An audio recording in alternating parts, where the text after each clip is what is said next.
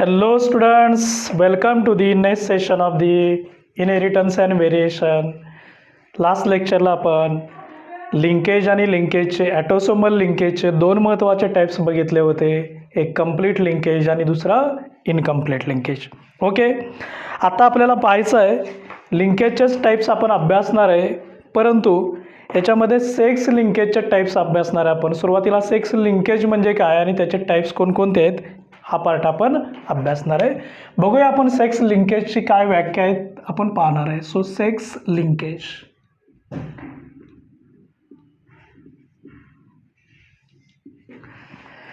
लक्षात ठेवायचं कोणतेही लिंकेज व्हायचं असेल, whether it may be autosomal, whether it may be sex linkage, it required linked genes एकमेकांना जोडलेलं असणं गरजेचं असतं.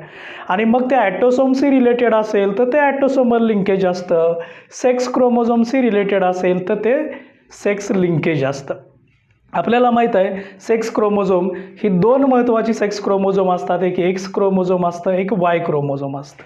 ओके, म्हणजे जनरली जर आपण बघितलं तर हे एक एक्स क्रोमोझोम आहे, हे दुसरं असतं ते वाय क्रोमोझोम असतं. एक्स आणि वाय हे सेक्स क्रोमोझोम आहेत ह्युमन स्पेसिसमधले घेतले तर या क्रोमोझोमशी रिलेटेडले लिंकेज असतं, याला म्हटलं जातं सेक्स लिंकेज. आता हे एक्स क्रोमोझोमकडे जे जीन्स असतात ते एक्स लिंक्ड जीन्स असतात, वाय क्रोमोझोमकडे जीन्स असतात ते वाय लिंक्ड जीन्स असतात.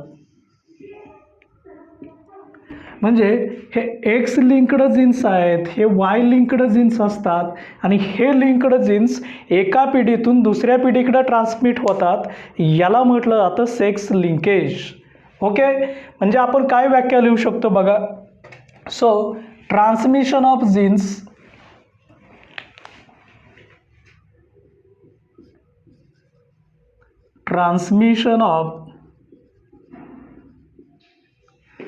X-linked genes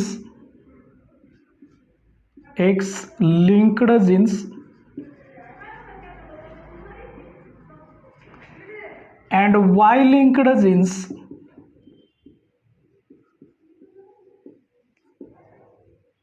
ओके, कुठून from parents to offspring, from parents to offsprings is called as किंवा आपण जीन्स म्हटलंय are called as. So transmission of X linked genes and Y linked genes from parents to offspring are called as sex linked inheritance, called as, याला म्हणायचं sex linked inheritance. Sex linked inheritance, sex linked inheritance. आता हे जे sex linked inheritance आपण लिहिलेलं आहे, का sex linked म्हणायचं तर एक्स लिंक्ड आणि Y linked. X is related with x chromosome, sex chromosome असतं, वाय सुद्धा सेक्स क्रोमोझोम असतं, सेक्स क्रोमोझोमशी रिलेटेड आहे म्हणून सेक्स लिंक्ड इनहेरिटन्स. आता हे जे सेक्स लिंक्ड इनहेरिटन्स असतं, सेक्स लिंक्ड इनहेरिटन्स हे महत्त्वाचे 3 प्रकारचे असतात. याचा पहिला टाईप आहे तो म्हणजेच x linked inheritance. It is only related with x chromosome, X linked gene फक्त ट्रान्सफर होतात, याला म्हणायचं एक्स लिंक्ड इनहेरिटन्स. मग तुम्हाला हे कळालं वाय लिंक्ड जीन्स पुढं ट्रान्सफर झाले तर काय म्हणायचं Y linked inheritance. So next type is why linked inheritance. काही वेळा काय होतं हा एक्स लिंक्ड आणि वाय लिंक्ड दोन्ही ट्रान्समिट होतात टुगेदर, मग याला म्हणायचं x Y linked inheritance. Okay, म्हणजे सेक्स लिंक्ड इनहेरिटन्स आहे. ह्या सेक्स लिंक्ड इनहेरिटन्स म्हणजे सेक्स लिंकेज आहे, हा जो फेनॉमिनॉन असतो या फेनॉमिनॉनला म्हणायचं सेक्स लिंकेज. आणि त्याचे 3 टाईप्स आहेत, एक्स लिंक्ड आहे, वाय लिंक्ड आहे, एक्स वाय लिंक्ड आहे. सो फेनॉमिनॉन इज कॉल्ड ॲज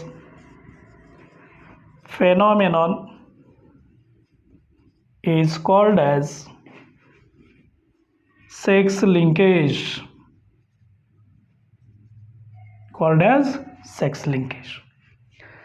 आता हे जे सेक्स लिंकेज आहे in case of animals specially आपण बघतोय, it was discovered by T.H.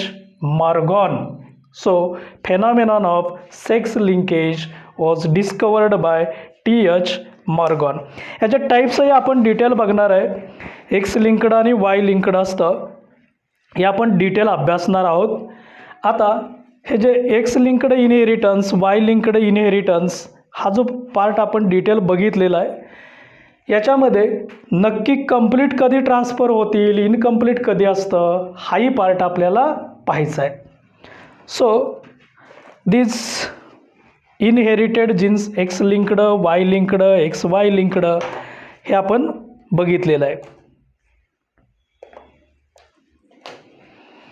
बघूया आपण टाईप्स ऑफ सेक्स लिंकेज काय असतं. ह्या कन्सेप्टला आपण सेक्स लिंकेज म्हटलं होतं. ते 3 प्रकारचे आहेत, x Y.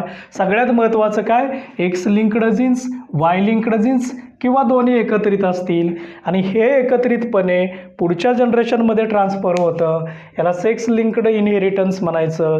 जीन्सला sex linked jeans असंही म्हटलं जातं. सो जीन्स आर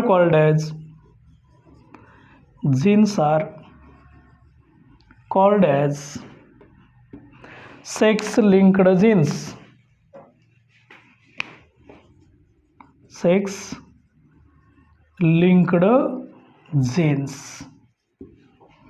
ह्या सेक्स लिंक्ड जीन्सचे आपल्याला टाईप्स बघायचे आहेत, सेक्स लिंकेजचे टाईप्स बघायचे आहेत. 2 महत्त्वाचे टाईप्स असतात, आपण अभ्यासणार आहे. इथंपर्यंत काय शंका आहे, अगदी सोपा पार्ट आहे. बघूया आपण याचे टाईप्स कोणकोणते आहेत. सेक्स लिंकेज, या सेक्स लिंकेजचे 2 महत्त्वाचे टाईप्स आहेत की जे आपल्याला अभ्यासायचे आहेत.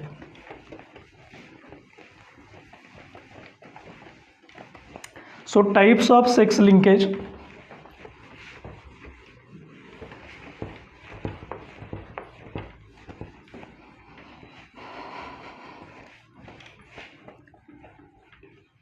बघा आता या ठिकाणी कोणकोणते 2 टाईप्स पाहिजे आहेत. जसं आपण ॲटोसोमल लिंकेजचे 2 टाईप्स बघितले, तसंच हे जे सेक्स लिंकेज आहे, ह्या सेक्स लिंकेजचे 2 महत्त्वाचे टाईप्स आपण अभ्यासणार आहे. एक कंप्लीट सेक्स लिंकेज आणि दुसरं incomplete sex linkage. So complete sex linkage.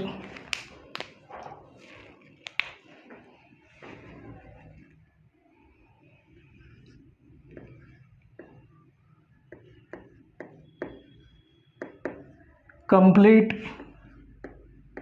Sex linkage आणि दुसरा टाईप आहे तो इनकम्प्लीट सेक्स लिंकेज.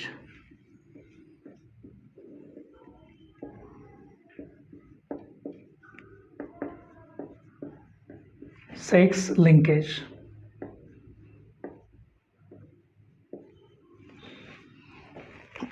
हे दोन्ही टाईप आपण डिफरन्सेस पाहणार आहे. पहिला टाईप आहे कंप्लीट सेक्स लिंकेज, दुसरा टाईप आहे इनकम्प्लीट सेक्स लिंकेज. आता सेक्स लिंकेज जस्ट आपण आत्ताच बघितलं की transmission of characters from parents to offspring related with sex chromosome. मग तो सेक्स क्रोमोझोम एक्स लिंक्ड जीन्सशी संबंधित असेल किंवा वाय लिंक्ड जीन्सशी संबंधित असेल, हे आपण बघणार आहे. सुरुवातीला बघूया हे जे कंप्लीट लिंकेज कोणाकडे असतं, तर त्यासाठी आपल्याला सेक्स क्रोमोझोम झालेले आहेत. त्या सेक्स क्रोमोझोमचं इन शॉर्ट आपण बघूया. लास्ट लेक्चरला आपल्याला झाले होते क्रोमोझोम. समजा हा एक्स क्रोमोझोम आहे, हा वाय क्रोमोझोम असतो, कमी लांबीचा असतो, जीन्स कमी असतात. ह्या दोघांचा समान असलेला पार्ट आहे, हा समान असलेला पार्ट असतो, एकसारखा असतो.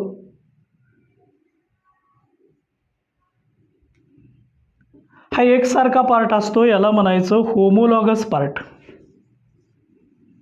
Homologous part.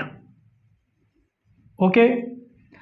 ह्या दोघांचा वेगवेगळा पार्ट असतो, म्हणजे इकडं जीन्स वेगळे असतात आणि जास्त असतात, इकडं जीन्स वेगळे आणि कमी असतात. याला म्हटलं जातं नॉन होमोलॉगस पार्ट. ओके. आता हेही तुम्हाला माहीत आहे, याच्याकडे असतात एक्स लिंक्ड जीन्स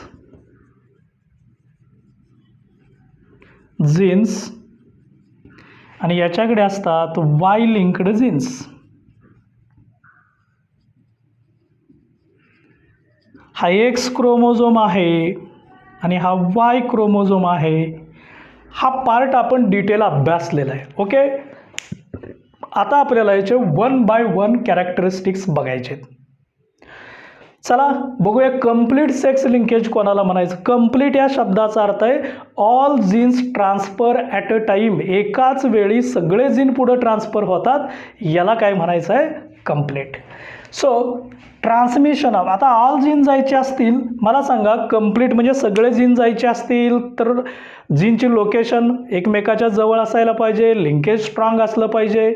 आणि अशा प्रकारचं स्ट्रॉंग लिंकेज हे या नॉन होमोलॉगस पार्टकडं असतं. मग तो एक्स क्रोमोझोम असेल, एक्स लिंक्ड जीन्स किंवा वाय लिंक्ड जीन्स, पण इथले जे जीन्स असतात ते एकमेकाला घट्ट जोडलेले असतात, टाईटली पॅक्ड असतात. लूज कनेक्शन इथं नसतं, क्लोज कनेक्शन असतं. आणि म्हणून कंप्लीट लिंकेज आम्हाला एक्स आणि वाय क्रोमोझोमच्या नॉन होमोलॉगसवरती पाहायला मिळतात. सो फर्स्ट डिफरन्स आहे genes are located on non homologous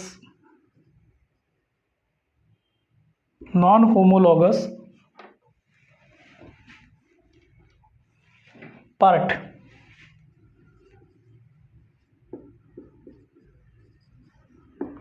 non homologous part of the chromosome. मग तो क्रोमोझोम एक्स असेल किंवा वाय असेल.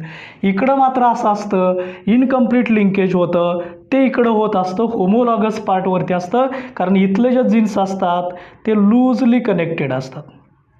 So genes are loosely connected. So genes are located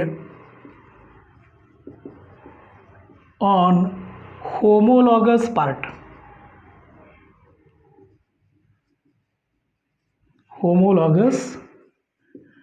of the chromosome. Homologous वरती असतात, याच्यात incomplete linkage असतं कारण लूजली कनेक्टेड असतात. नॉन होमोलॉगस असतात, याच्यात कंप्लीट लिंकेज होतं कारण स्ट्रॉंगली कनेक्टेड असतात. म्हणजे सेकंड डिफरन्स आपण असा लिहू शकतो की जर हे जीन्स नॉन होमोलॉगसला आहेत पण ते एकमेकाच्या जवळ आहेत, so genes are closely located. Genes are closely located. एकमेकाच्या जवळ असतात, क्लोजली लोकेटेड किंवा क्लोजली पॅक्ड असं लिहिलं तरी चालेल. इकडं मात्र जीन्स हे लूजली कनेक्टेड असतात, distantly located. So genes are distantly, म्हणजे एकमेकापासून दूर असतात, डिस्टंटली लोकेटेड म्हणजे लूज पॅकिंग असतं.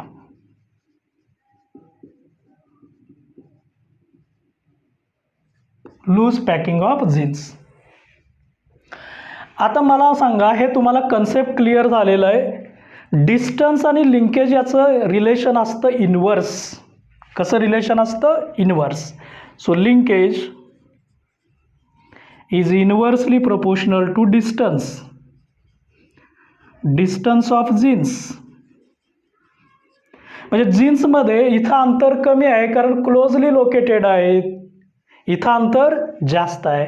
याचा अर्थ जिथं अंतर कमी आहे याचा अर्थ इथलं लिंकेज कसं आहे? Strong linkage. Shows gene having strong linkage. So shows strong linkage shows weak linkage, weak linkage. का वीक आहे? कारण अंतर जास्त आहे. का स्ट्रॉंग आहे? कारण अंतर कमी आहे. आता जर हे लिंकेज स्ट्रॉंग असेल तर मात्र या ठिकाणी क्रॉसिंग ओव्हर होत नाही, सेपरेशन होत नाही. So no crossing over, no possibility of crossing over, no crossing over. इथं कुठल्याही प्रकारची क्रॉसिंग ओव्हरची शक्यता नसते, इथं मात्र क्रॉसिंग ओव्हरची शक्यता असते. Shows crossing over. कारण हे मात्र जीन्स पण लूज असतात आणि पार्ट सारख्या लांबीचे असतात, क्रॉसिंग ओव्हर असं पाहायला मिळतं. आता आपण यांच्यामध्ये ज्या काही डिसऑर्डर्स तयार होतात ह्या डिसऑर्डर्स पण आपण अभ्यासणार आहे. हे कंप्लीट बघितलं आपण, हे इनकम्प्लीट बघितलं.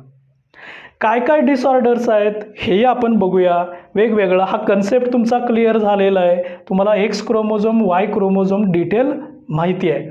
आणि लिंकेज आणि डिस्टन्स ऑफ जीन्स हे इन्व्हर्सली प्रोपोर्शनल असतात, हे मात्र लक्षात ठेवणं गरजेचं असतं. आता या ठिकाणी आपण याचं एक काही डिसऑर्डर्स बघूया, एक्झाम्पल्स बघूया की कंप्लीट सेक्स लिंकेजच्या डिसऑर्डर्स कोणकोणते आहेत आणि इनकम्प्लीट सेक्स लिंकेजच्या डिसऑर्डर्स कोणकोणते आहेत हेही आपण अभ्यासूया. हे MCQसाठी महत्त्वाचं आहे. वन सेंटेन्स किंवा व्हेरी शॉर्ट आन्सर क्वेश्चनसाठी सुद्धा खूप महत्त्वाचा पार्ट आहे. बघूया आपण डिसऑर्डर्स, इनकम्प्लीट सेक्स लिंकेज आणि कंप्लीट सेक्स लिंकेजच्या डिसऑर्डर्स काय आहेत हे आपण बघणार आहे.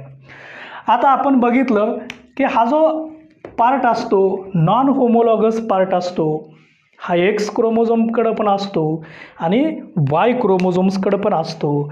तर सुरुवातीला एक्स लिंक्ड जीन्सच्या आपण डिसऑर्डर्स बघणार आहे. सो एक्स लिंक्ड जीन्स त्याचे डिसऑर्डर काय काय बघूया आपण.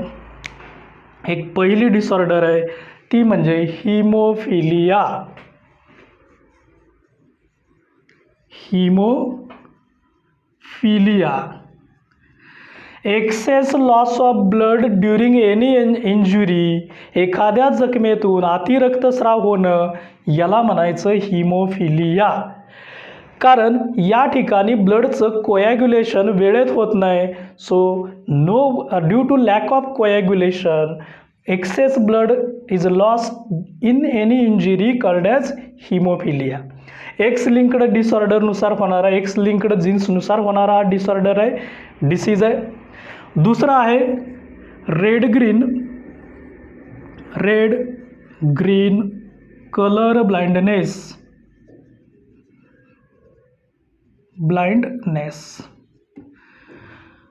म्हणजे haemophilia is a type of blood disease. हा ब्लडमधला डिसीज आहे, ब्लडशी रिलेटेड आहे, ब्लड कोॲग्युलेशन होत नाही. रेड ग्रीन कलर ब्लाइंडनेस, त्या व्यक्तीला रेड आणि ग्रीन या दोन कलरमधला फरक कळत नाही, दोन्ही ग्रेस दिसतात, म्हणजे आयशी रिलेटेड डिसीज आहे, आय डिसीज आहे.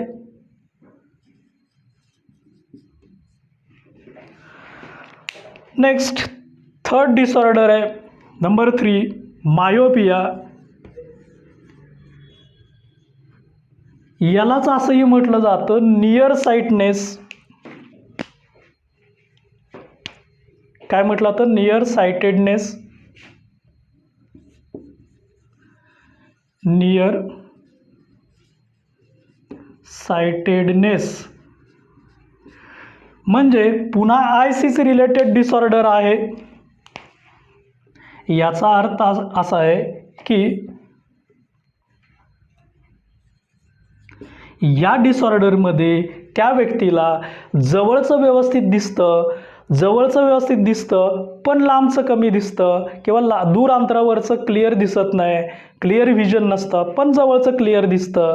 याला आपण नियर साइटेडनेस किंवा मायोपिया हा आय डिसीज आहे. रेड ग्रीन कलर ब्लाइंडनेस हा पण आयचा डिसीज आहे आणि हिमोफिलिया हा ब्लड डिसीज आहे. आणि हे डिसीज हे एक्स लिंक्ड जीन्समुळं होणारे डिसीज आहेत. ओके, पण कंप्लीट इनहेरिटन्स असतो, all genes transfer at a time. आता आपण वाय लिंक्ड जीन्सनुसार होणारे आपण डिसऑर्डर बघूया. सो वाय लिंक्ड इनहेरिटन्स म्हटलं तरी चालतं किंवा वाय लिंक्ड जीन्समुळं सॉरी इथं वाय घ्यायचं कारण एक्स लिंक्ड इथं बघितलेलं आहे. वाय लिंक्ड जीन्स आणि यांच्यामुळं होणाऱ्या डिसऑर्डर्स कोणत्या आहेत हेही आपल्याला पाहायचं आहे.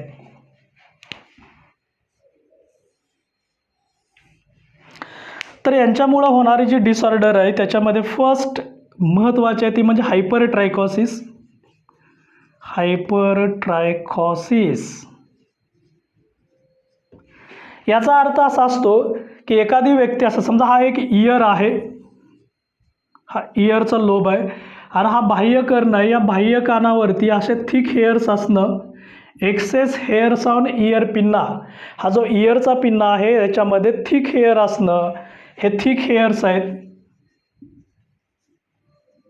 आणि अशी सिच्युएशन असेल तर या डिसऑर्डरला म्हटलं जातं हायपर ट्रायकॉसिस. वाय क्रोमोझोमशी रिलेटेड आहे. So it is thick hairs on ear pinna. बाह्यकर्ण असतो हा कानाचा बाहेरचा भाग आहे, त्याला म्हणायचं external ear. So thick hairs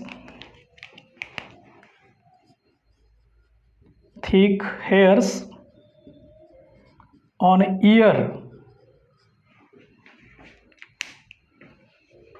thick hairs on year.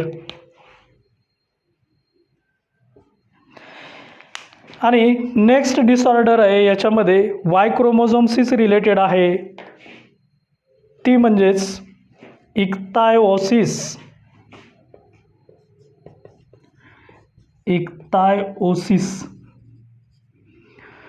इथं काय होतं, त्या व्यक्ती इक्थाय म्हणजे स्किन, जी त्वचा असते ती त्वचा रफ होते, स्केली होते, ड्राय होते. So dry and scaly skin, स्किनशी रिलेटेड डिसऑर्डर आहे. Dry and scaly skin. Scaly याचा अर्थ रफ होते, माशांचे स्केल्स खवले जसे असतात तशी ती रफ होते आणि म्हणून याला इक्थायोसिस, हायपरट्रायकॉसिस ह्या वाय लिंक्ड रिलेटेड डिसऑर्डर्स आहेत. एक्स लिंक्ड रिलेटेड आहे haemophilia, red green colour blindness आणि मायोपिया, ज्यालाच नियर साइटेडनेस म्हटलं जातं. ओके, आता आपण इनकम्प्लीट सेक्स लिंकेज आहे, ह्या इनकम्प्लीट सेक्स लिंकेजमुळं होणाऱ्या डिसऑर्डर्स हेही आपण बघणार आहे.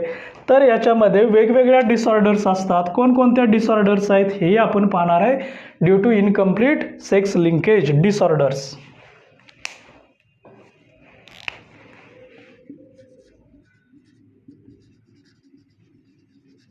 डिसऑर्डर्स आहेत, ह्या इकडच्या डिसऑर्डर्स बघितलेले आहेत आपण. तर त्याच्यामध्ये फर्स्ट डिसऑर्डर आहे तो म्हणजेच कंप्लीट कलर ब्लाइंडनेस किंवा टोटल कलर ब्लाइंडनेस. म्हणजे हा दोघांच्यातला फरक काय बघा, या साईडला आहे तो रेड ग्रीन कलर ब्लाइंडनेस आहे. काय आहे रेड ग्रीन कलर ब्लाइंडनेस. इथं फक्त त्या व्यक्तीला रेड आणि ग्रीन कलर ओळखता येत नाही, इथं मात्र असं बाकीचे कलर याला ओळखता येतं. इथं असं नाही, टोटल कलर ब्लाइंडनेस, कोणताच रंग ओळखता येत नाही, याला म्हणायचं टोटल कलर ब्लाइंडनेस किंवा complete colour blindness is due to incomplete sex linkage. Next आहे ते म्हणजेच नेफ्रिटीज.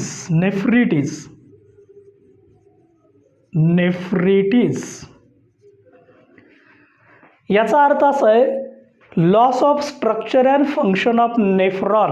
म्हणजे नेफ्रॉनची ॲक्टिव्हिटी असते. Nephron is the basic unit of kidney. तुम्हाला माहीत आहे किडनीचं बेसिक युनिट असतं ते नेफ्रॉन असतं. नेफ्रॉनमध्ये ब्लड फिल्टर केलं जातं, आपल्या शरीराच्या आतील वातावरण असतं ते स्थिर ठेवलं जातं. नको असणारे नायट्रोजिनस वेस्ट नेफ्रॉनमधून म्हणजे किडनीतून ते इलिमिनेट केलं जातं. एक्सक्रिशनचं फंक्शन असतं. आता हे जे नेफ्रॉन्स आहेत, हे जर नेफ्रॉनची ॲक्टिव्हिटी कमी झाली, इन्फ्लामेशन झालं, काम करण्याची क्षमता कमी झाली, किडनीचं बेसिक युनिट आहे, याला म्हटलं जातं nephritis. So decreasing function of structure and function of nephron किंवा इन्फ्लामेशन ऑफ नेफ्रॉन असं म्हणूया आपण. Inflammation of nephron is called as nephritis. थोडक्यात असं आहे की नेफ्रॉनची काम करण्याची क्षमता कमी होणं, याला म्हटलं जातं नेफ्रिटीज.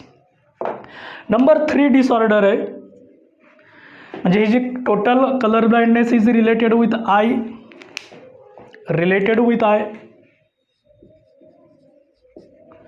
Is related with nephron of kidney. Nephron म्हणजेच किडनी.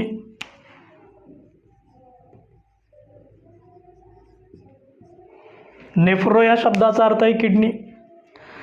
नेक्स्ट डिसऑर्डर आपल्याला बघायचे आहे, ती म्हणजे रेटिनिटीज पिगमेंटोसा म्हटलं जातं याला. रेटिनिटीज पिगमेंटोसा. आता ही काय डिसऑर्डर आहे, तर आपल्याला माहीत आहे retina is the innermost layer of the I. डोळ्याच्या आतील आवरण असतं त्याला आपण रेटिना, बॅक साईडला असतो आपण त्याला रेटिना म्हणत असतो, आणि त्याच्यामुळं आपल्याला वेगवेगळ्या कलर्स पाहायला मिळतात आणि रेटिनामुळं आपण कलर्ड इमेज बघू शकतो.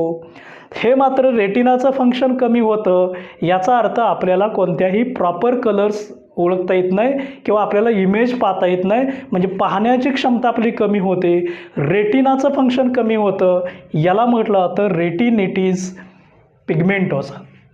So it is also related with eye disease. So loss of function of किंवा इन्फ्लामेशन ऑफ रेटिना असं म्हणूया आपण.